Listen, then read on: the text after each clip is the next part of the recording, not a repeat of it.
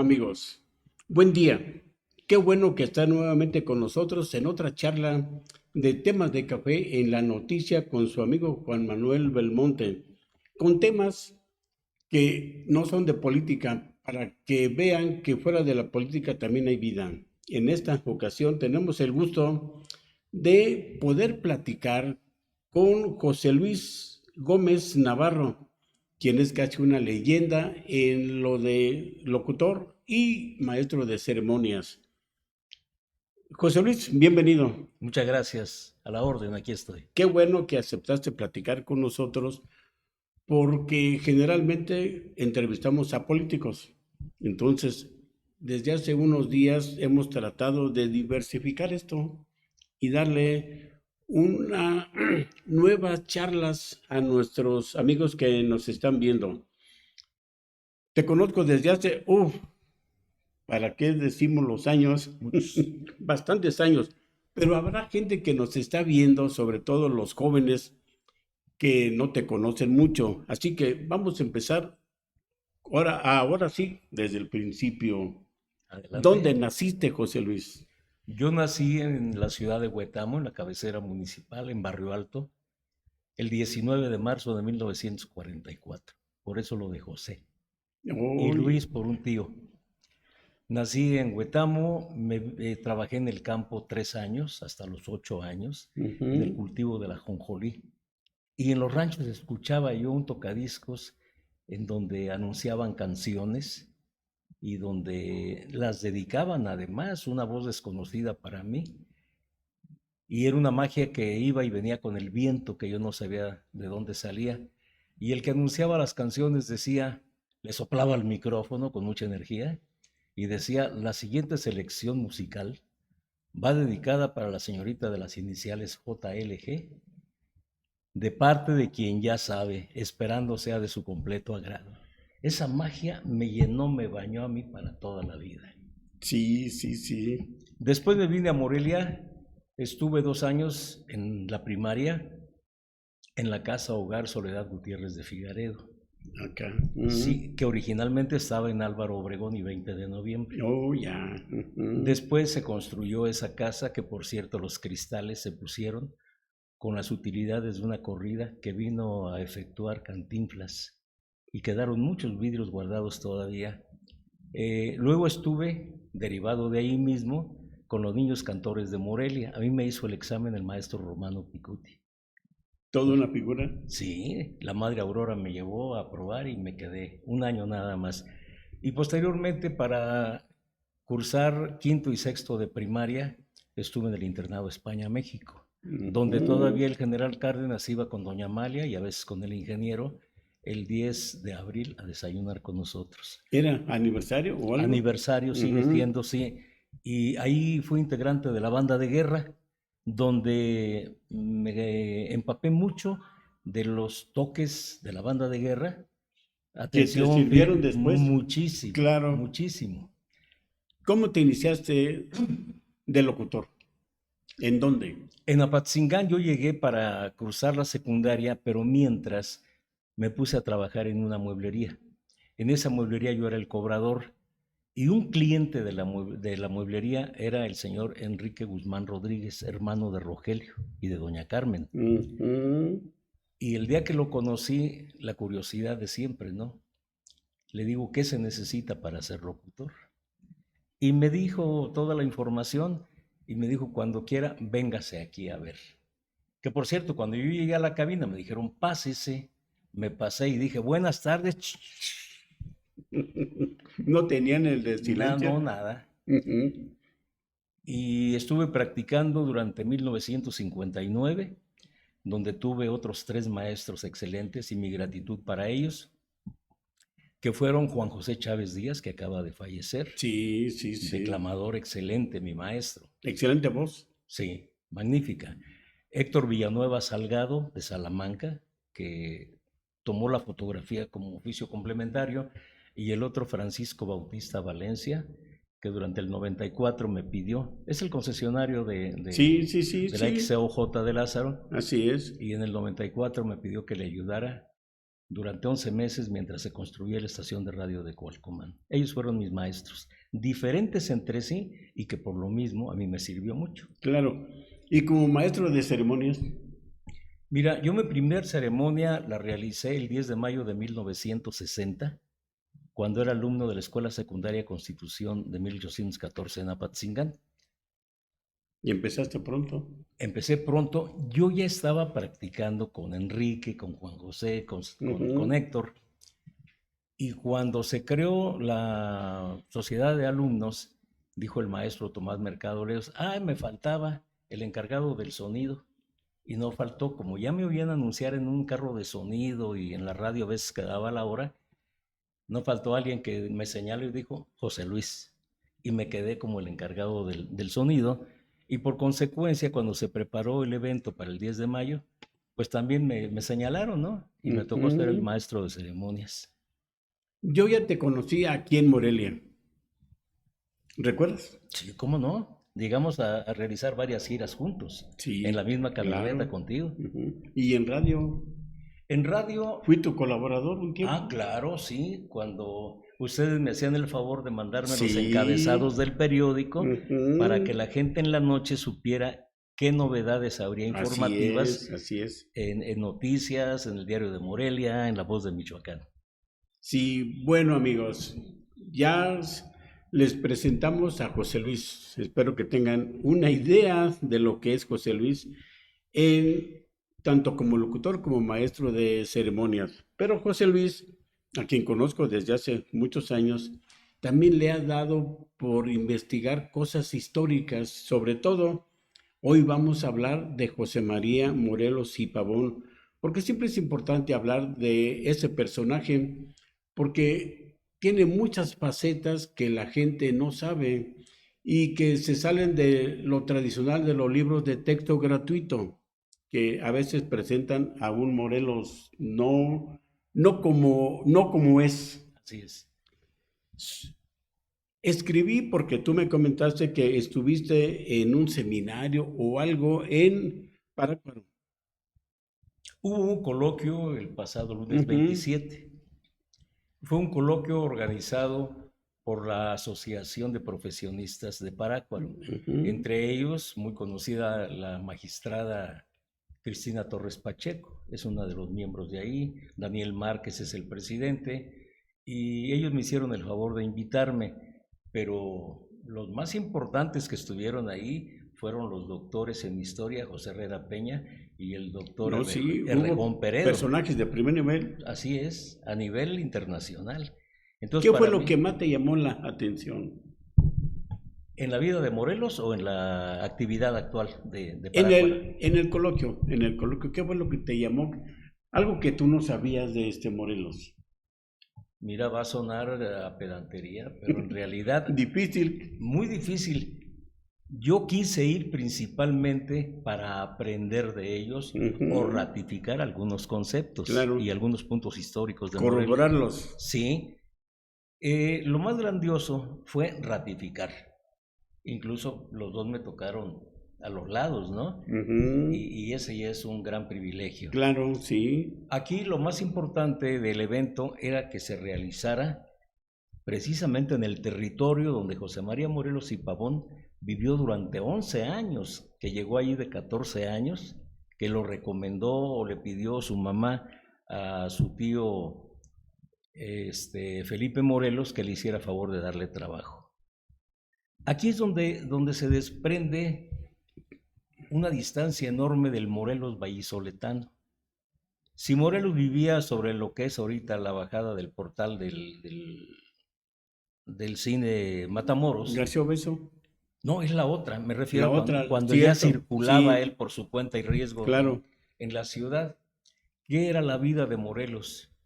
Ir a clase, caminar por la banqueta de San Nicolás, por los portales, capuchinas, las monjas, catedral, el Carmen. Allá se hizo hombre. Así es, allá creció, allá se hizo hombre y siento que aquí cabe bien lo que voy a decir para sintetizar. Como yo sabía, a mí me gusta escribir décimas y como sabía que íbamos a ese territorio. Sí, lo sabemos. Para que se promueva más el periodo de Morelos en Tagüejo, escribí esta décima que está dedicada a Parácuaro. Dice: Parácuaro fue el ambiente en donde creció Morelos, que habitó bajo estos cielos Edén de tierra caliente. Trazó la ruta insurgente sobre tierra michoacana, entre Tagüejo y Huacana, y también firmó el decreto que libertó por completo la América mexicana. Creo que está dicho casi todo ahí. Sí, sintetizado. Sí.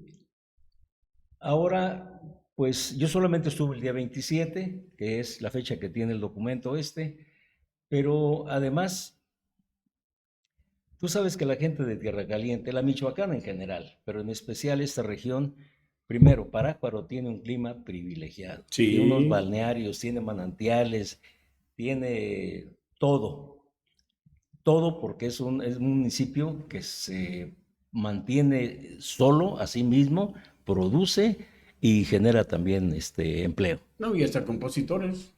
Ah, claro, sí. ni Alberto modo, Aguilera Valadez. No se puede olvidar a ese hombre. Así es. Y ahí está la escultura de él en la plaza. Sí, claro. También sabemos que fuiste un personaje muy importante para la creación de lo que hoy conocemos como Cabalgata Morelos. Y de eso quiero preguntarte muchas cosas, porque vale la pena. ¿Por qué la fecha? Primero, ¿por qué? ¿Qué fue lo que te motivó para revivir eso? Porque es para rememorar algo. Claro. Mira, el antecedente, para que nadie vaya a sentir que yo me estoy inventando el mundo, siempre entre lo que ves, algo te queda de muy bueno y lo puedes aprovechar. Yo vi una vez en la televisión una cabalgata que transmitió aquel reportero y cronista de Televisa de apellido Cadena. Oscar Cadena. Era una cabalgata. Sí, cómo no. Muy famoso en un tiempo. Era una cabalgata que arrancaba en San Felipe Torres Mochas, en el estado de Guanajuato, que a ellos no les gusta que diga uno Torres Mochas, nada más. San Felipe. Y cabalgan desde ahí hasta Chihuahua, al lugar donde fusilaron a Miguel Hidalgo y Costilla. Pero ellos se visten con sombrero tejano, con camisa a cuadros, con broches en los puños, con broches de concha, con pantalón vaquero y con bota picuda vaquera también. E incluso las espuelas son diferentes y la cabeza de la silla es metálica, muy angosta. Y cuando llegan a Chihuahua, el cierre de la cabalgata lo convierten en una fiesta de banjos y de violines, es decir, todo el estilo del oeste de los Estados Unidos. Y entonces yo me quedé pensando esa noche, después de que vi la transmisión, Michoacán tiene todo. Estaba yo pasando un programa en Radio Ranchito en ese tiempo y di a conocer la inquietud. Y yo dije que para terminarlo, es decir, el recorrido Indaparapeo, Charo, Morelia, Cuicho, Villamadero, Nocupétaro y Carácuaro, que era el curato. Y al día siguiente me llegaron llamadas de muchos amigos de Huetamo y reclamándome por qué no hasta Huetamo, que ellos estaban listos para prepararme los 294 de a pie y 50 de a caballo que habían acompañado o se dieron de alta con Morelos allá en Huetamo. Dije, adelante, qué privilegio, ¿no? Y arrancamos el 20 de octubre de 1995. Fue la primera, estamos cumpliendo 27 años. Pero la fecha es porque son los días. Sí, el 20 de octubre de 1810, Morelos llega en la mañana a más o menos el espacio donde está el portal Matamoros, porque quedaba muy cerca de lo que era la alhóndiga del tabaco y las semillas en lo que es la presidencia municipal actual. Entonces todo eso se llenaba de ganado, de caballos, de burros, de mulas. Había mucho tráfico. Mucho y estancamiento de unidades ahí, ¿no? Sí. Entonces pregunta Morelos por Hidalgo y le dicen, se acaba de ir a México por el camino de Charo. que era el camino tradicional, que desde el Era Hotel la ruta. desde el Hotel de la Soledad Sí, sí, partían sí. las carretelas, ¿no? Lo alcanza, no lo encuentra. No iba uno y se encontró con el otro. Morelos alcanzó a Hidalgo en Charo, Hincharon. ofreciéndose precisamente a integrarse al ejército. Y sabía bien por qué. Era su propuesta. Claro. Entonces se afirma que Hidalgo le dijo, vamos a esperarnos, vamos a Indaparapeo, ya vamos a comer. Y le dice Hidalgo, aunque sea como capellán del ejército, como capellán, no necesariamente como soldado. Alguien dice que le dijo que le gustaría más que fuera general que capellán. Y en lo que era el mesón, que es el mesón del Nazareno, porque hay un crucifijo adentro, es ahí donde comen y es donde Hidalgo redacta el texto donde le dice, por el presento nombro como mi lugarteniente al bachiller José María Morelos y Pavón, para que levante fuerzas en el sur de acuerdo a lo que yo hemos convenido. Lo que habían convenido fue lo que se convirtió en historia, ¿no? Claro. Y Morelos se regresa ese 20 de octubre, se regresa después de la comida. Aunque él tenía el espíritu libertador, también era respetuoso, era soldado de la iglesia él. Sí, sí, Llegó sí. a la catedral para informar que se iba a retirar de su curato que abarcaba Carácuaro y Nocupétaro. Y como en toda la burocracia, hace más de 200 años, Igual, no ha igual, cambiado mucho. no lo recibió el señor gobernador de la Mitra y lo mandó con el secretario. El secretario le mandó decir que lo recibiría al día siguiente. Y resulta que no, incluso hay un documento donde dice, en virtud de que usted no me recibió de acuerdo a los órdenes del gobernador y siendo ya las 9 de la mañana, me paso con violencia para cumplir con las órdenes de mi maestro, el bachiller Miguel Hidalgo. Lo hemos leído. Así es. Claro. Y le dice, para cumplir con lo que me ordenó ayer tarde en el pueblo de Indaparapeo. Y está fechado el documento el día 21. Más claro, ni el agua. No, claro. Esa es la razón de la fecha. Esa es la razón de la fecha y el recorrido y la ruta. Claro. Cuéntanos. Mira, la ruta para partir de Valladolid se traza desde el centro de la ciudad, o ahí donde dije yo que se quedaban los burros y las mulas, y parten precisamente a llegar a lo que es el zoológico actualmente. Voltea a la derecha, sigue bajando por lo que fue la carretera vieja de la ruta a Pátzcuaro, da la vuelta por el lado izquierdo sobre el lado sur de lo que es la actual presa de Coincio. ¿Esa es la ruta? Esa es la ruta de Morelos. Y sigue bajando hasta pasar por Undameo, que no era Santiago Undameo originalmente, Undameo y luego Tiripetío, y de frente se desvía un poquito a la izquierda y de frente llega a lo que es el pórtico de la parroquia de Huiramba. Yo pensé que de Tiripeteo subían. No, la ruta actual tiene sus cambios por necesidades de seguridad. Claro. Y después seguía de Huiramba para continuar y bajar, perdón, esa es la segunda ruta. De Tiripetío baja a Acuitzio del Canje, de Acuitzio del Canje a Villamadero, y de Villamadero a San Antonio de las Huertas, que pertenece a Nocupétaro, ya está en la tierra caliente totalmente. Sí. De Nocupétaro a Carácuaro, de Carácuaro a Paso de Núñez, luego el crucero que conocemos actualmente como la Heréndira, de ahí a Quenchendio, que es un balneario que fue de los Valdés, del coronel general Valdés, y llega a Huetamo, pero especialmente a un lugar que se llama, una tenencia que se llama Uspio, que en la lengua pirinda, Uspi, significa caimán. Uspi o lugar donde hay, la terminación. Y el 3 de noviembre de 1810 es cuando Morelos le manda una carta a Nocupétaro a su compadre Francisco Díaz de Velasco. Dice, Rancho de la Concepción, Nocupétaro. Estimado compadre, por la presente me permite informarle que desde antier llegué a esta con 16 indígenas armados de Nocupétaro. Hoy me encuentro con 294 de a pie y 50 de a caballo. Le pido que por favor de mis propiedades venda lo necesario y le pague al gobernador de indígenas 300 pesos que le debo. Atente. Y el resto lo reparta entre mis ahijados. Juan, que es Juan, no, ¿cómo se llamaba? Bueno, Guadalupe era la ahijada de Morelos, y no me acuerdo ahorita del nombre del chamaco. O sea que honesto el hombre. Muy honesto. Y si queremos hablar de honestidad, aquí está un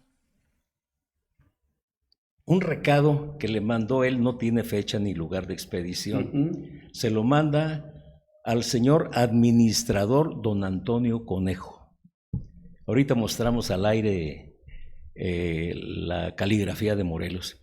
Dice: muy estimado tío, voy sin una gota de aguardiente y sin una migaja de azúcar para mi gasto, por lo que le estimaré me surta una botijita y me mande una arroba de azúcar, aunque sea en pedazos.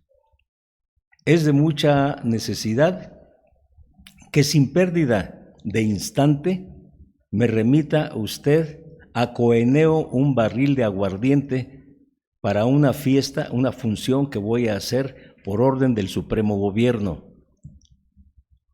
Y el mismo que lleva el barril puede llevarme la botija y la azúcar, que de todo acusaré recibo. De todo acusaré recibo. Queda recomendado al Tribunal de Justicia el suyo, don Cristóbal Magaña. A Dios que guarde a usted muchos años, que le desea su atento servidor, Morelos. ¿Qué cámara puedo usar para esto? ¿Esta? Es correcto. Aquí hay que recordar y ratificar que no dice como algunos políticos. Ahí luego me avisas para pagarte. Ahí te lo debo. Sí, apúntamelo. No, señor. Y otro aspecto importante también, que cuando parte de Indaparapeo, Hidalgo no le da ni la bendición, le da el nombramiento. Pero dinero. Dinero, caballo, armas, espada, retrocarga, nada. Y nunca falló. Y siempre cumplió. Así es. Ahora bien, ¿qué pasó con la cabalgata? La cabalgata Morelos ha continuado. Sí, sigue. Menos el año pasado, porque de acuerdo al decreto que se publicó en el periódico oficial, por la pandemia. Ahorita deben estar en una reunión mis compañeros de la cabalgata en Charo. Se citó para las 11 de la mañana. Yo vine a cubrir este evento de ustedes. Y no cambia la fecha. Será el próximo 20 de octubre de este año, cuando empiece a caminar, a cabalgar desde Indaparapeo para hacer el mismo recorrido que ya mencioné. Ahora debo agregar algo aquí muy importante. El primer año, como todos los casos, da mucho trabajo convencer a la gente, reunirla, no falta que autoridad te regañe, ¿verdad? Y yo me defendí en aquel momento cuando me llamaron la atención, que no necesitaba pedirle permiso a nadie. Así lo digo con respeto, pero es la realidad. Porque Morelos no es patrimonio del gobierno. No. Morelos es patrimonio del pueblo. Así y es, son los del pueblo los que cabalgan. Así es. Entonces, próximo 20 de octubre, el mismo recorrido para terminar en Huetamo el día 25 a las 6 de la tarde. ¿Cada vez hay más gente o cada vez hay menos interés? Cada vez hay más gente. Incluso una maestra de kinder en Huetamo organiza un día antes, para no duplicarse, una cabalgatita con niños de kinder, todos de calzón y camisa de manta, con una carabina y algunos con caballito de madera o de cartón. Porque consideramos que es necesario, por eso esta charla, de que la gente debe conocer estos detalles que engrandecen al Morelos hombre. Sí. Porque hemos hablado del Morelos estadista, del Morelos libertador, y hasta genio militar, sí, pero no como hombre.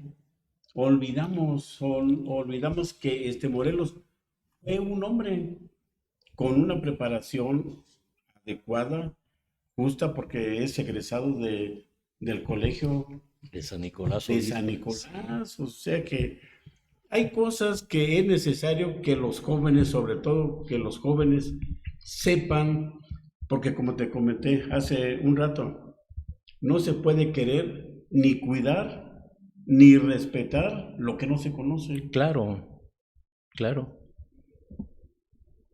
José Luis, gracias por esta charla, pero recomiéndales a nuestros amigos que nos están viendo cómo se deben acercar a la historia para no cometer los mismos errores. La mejor forma didáctica que yo conozco es la conversación con el que sabe y dejarlo que hable. Apunta todo lo que quieras y todo lo que puedas.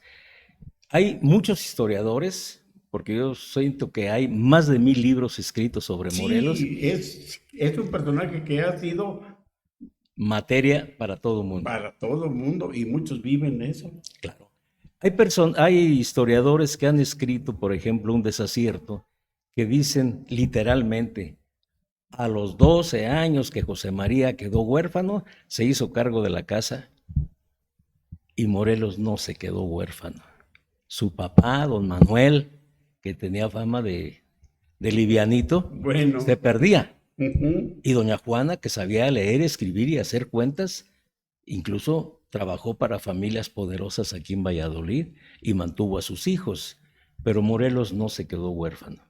Por otro lado, no me acuerdo qué otro aspecto iba a recordar yo sobre las mentiras Que se dicen de este que se Morelos. dicen de él. Ahora, repito, ¿cuál es la mejor forma de poder aprender? Yo debo decir, y orgullosamente, en segundo año de primaria, porque además yo hice segundo año 3 veces, me diplomé con la Sí, sí, maestra sí. Ofelia Acosta Quintanar. La maestra Ofelia fue quien me despertó la inquietud por la historia, empezando por el municipio.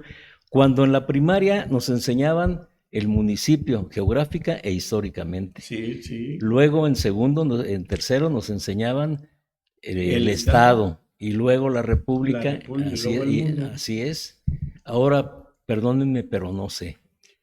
Y cuando llego a la España-México, me encuentro que mi maestro de sexto año, Miguel Barriga Rosas, era un conocedor de la historia de Michoacán, traía todos los libros del licenciado Eduardo Ruiz así, con datos, señales, Y localidades y Eduardo fechas. Ruiz, todo un personaje. Claro, es un Sí, sí, monstruo sí. de la Sí, claro. literatura en español aquí en el estado. Sí, sí. Y platicando he ido aprendiendo. Ahora, hay otro mito, sobre todo resaltando que Morelos es nuestro héroe epónimo porque nos dio su nombre a la ciudad y todo estadista, genio militar y todo, pero fue hombre, pero Claro, fue hombre y sí, como hombre tuvo hijos e hijas. así es. Recuérdalos, porque como sacerdote mucha gente piensa que Que se no, limitaba. que se limitaba, pero fue un hombre, que respondió a su momento histórico. Supo ser hombre completo. Así es, y así debemos de tomar a los héroes. Claro, de carne y hueso. Sí, claro. Yo he dicho muchas veces que Morelos no es un rostro en una moneda, no es un rostro en la pasta de un libro. Morelos, así como lo presentamos en la cabalgata Morelos, es un hombre de carne y hueso, es un Claro. actor de cada Sí, municipio sí, que va a sí. caballo y que llega a la primaria, al kinder, se baja y platica con los niños. Y estos Morelos que son actores, previamente son seleccionados porque estudiaron su municipio, histórica y geográficamente, Ujú. y dentro de lo posible estudiaron la vida y obra de Morelos. Entonces, Morelos lo mismo dejó hijos en Oaxaca que en Ocupétaro, y aquí sí me voy a permitir leer. Por una parte, cuando llega Morelos en 1799 al curato de Carácuaro, los curatos son un círculo grande como los distritos judiciales, Ujú. como las agencias del Ministerio Sí, Público, con jurisdicción sobre sí, un... con determinada jurisdicción que abarca varios pueblos, y era el Ujú. caso de Carácuaro en Ocupétaro. Ahí el Mariano Melchor de los Reyes, que era el gobernador de indígenas, tenía una sobrina, Brígida Almonte. Sí, Y se enamora Morelos de ella y tiene 2 hijos con ella, Juan Nepomuceno y Lupita. Por otro lado, todo un personaje. Claro, está sepultado en París. Sí. Lo mandó a estudiar a Estados Unidos. Quiere decir que era un padre responsable también, se preocupaba por la educación de sus hijos. Por otro lado, tuvo una amante en el estado de Oaxaca que se llamaba Francisca y al estilo de nosotros le llamaban Pachita. Pachita, cuando Morelos tuvo que venirse al centro, ya se quedó con 2 hijos de Morelos, que eran José Vicente y José Francisco, que lamentablemente Matías Carranco, se volteó contra los insurgentes. Después, como haya sido, se convirtió en amante de Pachita. Y lamentablemente eran seres humanos. Claro. Sí. Y lamentablemente ese Matías Carranco fue el que el 5 de noviembre de 1815 aprendió a Morelos. Es cuando Morelos despectivamente voltea. Yo escribí una obra de teatro que ya se presentó. Voltea y le dice: señor Carranco, parece que nos conocemos. Es más, esos hijos de Morelos que adoptaron el apellido de Carranco, cuando fueron adultos y supieron quién era su padre, litigaron y entonces empezaron a llamar de apellido Morelos. Y otra mujer, Juana Rodríguez de Taxco, que tuvo una hija que le puso María Rodríguez. Tú sabes que no se aventuraban así nada más a poner el apellido del sacerdote, porque pues no. Y por otro lado, Manuela Aponte de Oaxaca tuvo a Luciano y a Jesús María Aponte, todos hijos de José María Morelos y Pavón. Es un mar de información, de datos humanos en la vida y en la historia de José María Morelos. Hay otro aspecto, aunque me quiero adelantar. Llegó a decirse, y creo que el propio Rayón despectivamente se refería a Morelos, porque ni era militar ni era abogado. Y era creador de leyes. Sí, estadista. Y era general triunfador. Sí, genio militar. Entonces, ¿de dónde sale esa genialidad de Morelos? Por una parte, cuando fue arriero, que se iba desde Tahuejo, desde Parácuaro hasta Acapulco, él descubrió que los arrieros traían mercancía de la costa y la vendían cara, y llevaban mercancía del centro. Morelos entonces empezó a viajar y empezó a hacer dinero, que es con lo que compra la casa de Morelos, que está en la calle Morelos, no la natal. Y por otro lado, allí en el rancho tienes que empezar a saber desde hacer un nudo hasta subirte a un burro, subirte a un caballo, y yo lo sabía, curar un caballo, amansar una yegua. Y eso no se aprende por correspondencia. No. O lo haces. Y en 11 años aprendió todo. Claro. Pero la vida le ofrece otra posibilidad todavía.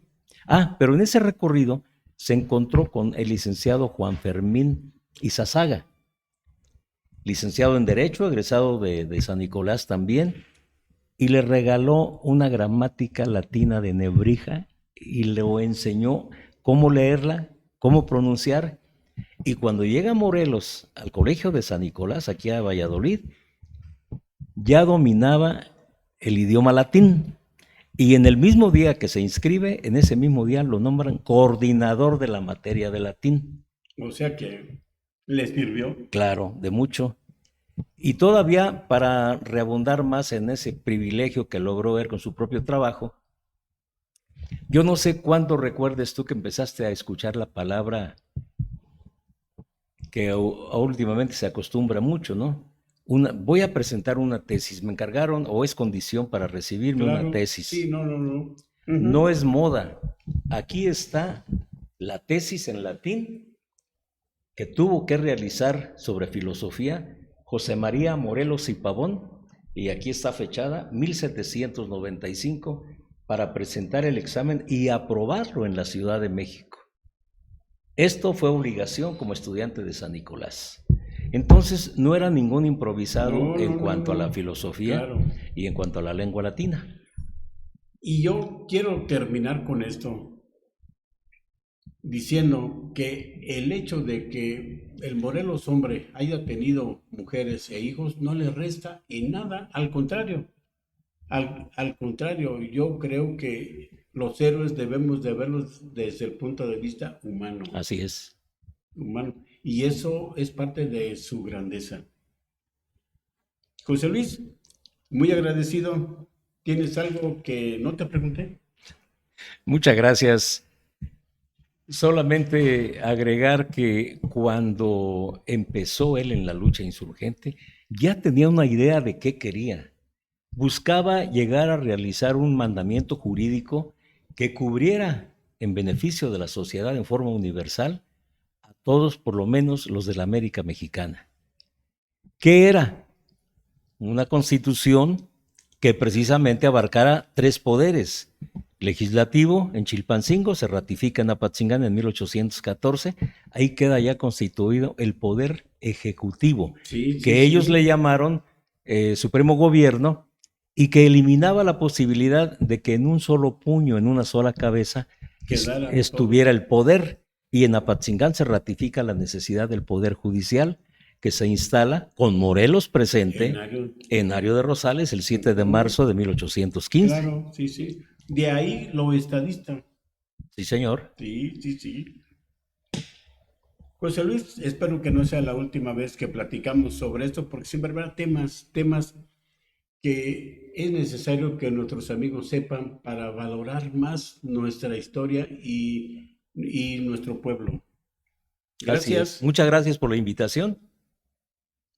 Y amigos, gracias a ustedes por su atención, y les recuerdo, como siempre les recuerdo, que este es un esfuerzo conjunto entre nuestro director Rafael Barriga y nuestro jefe de redacción Edgar Soto, a quien le agradecemos el manejo en los controles. Y hasta la próxima, que espero que sea pronto. Mientras tanto, traten de pasársela bien. Gracias. Muchas gracias. Hasta luego.